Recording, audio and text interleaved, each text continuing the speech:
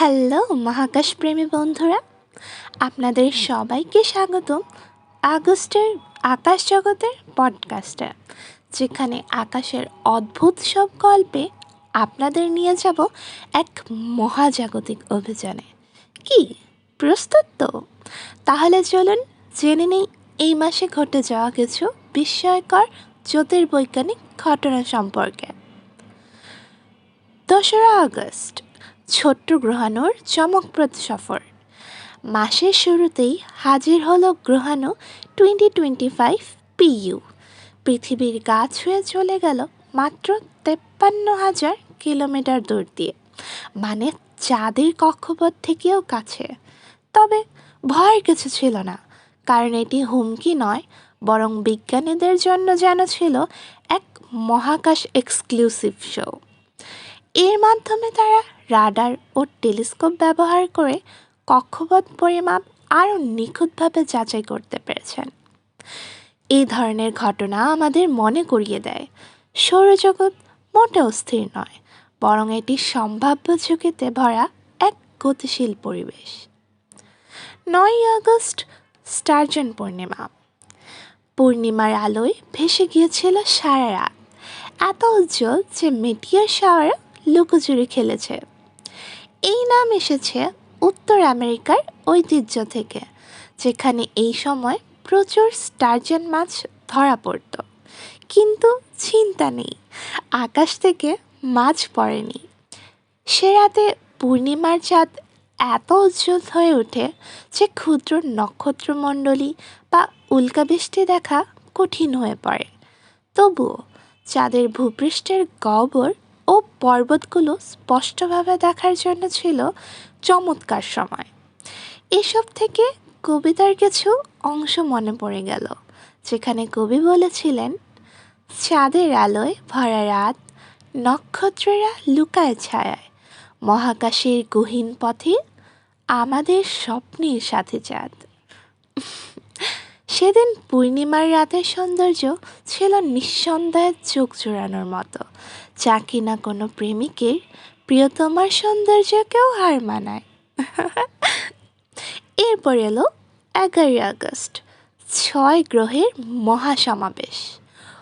Wow, 6 গ্রহ একসাথে সারিবদ্ধ।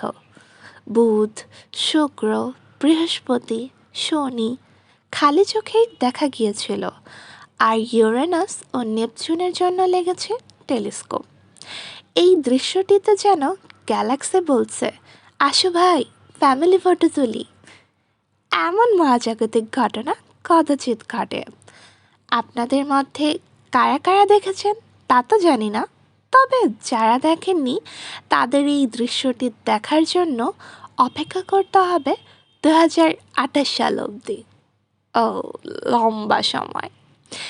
পারসাইডস উল্কাবৃষ্টি, আকাশের আতশবাজি।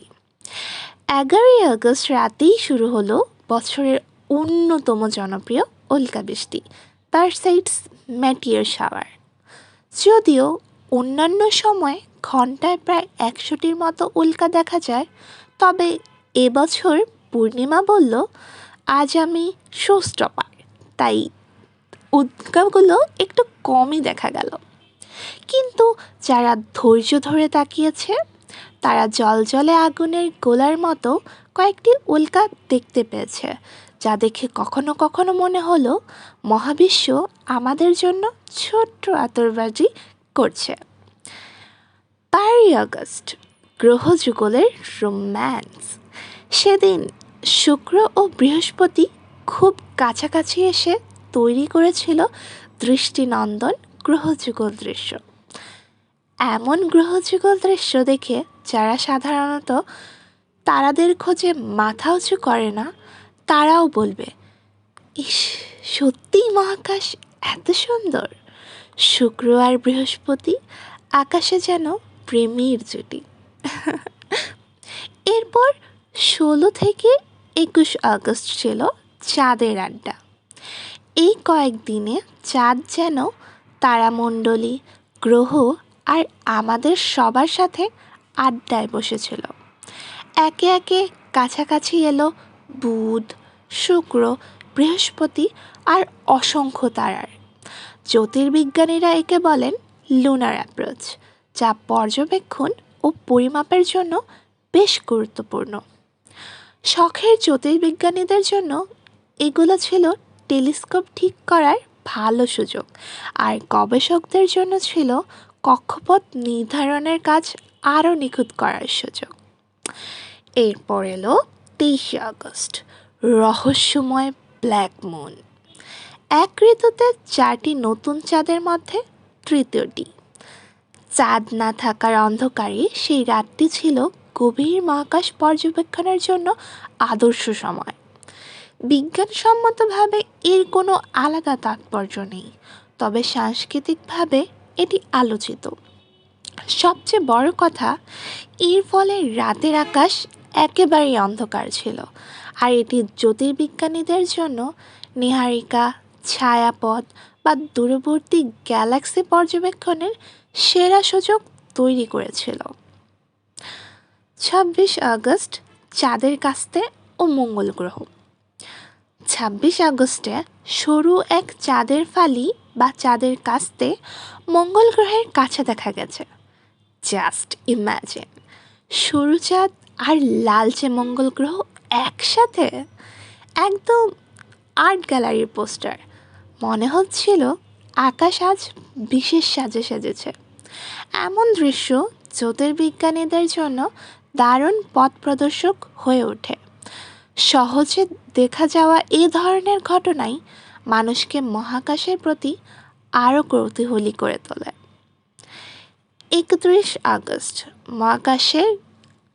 মহাকাশযানের অ্যাডভেঞ্চার।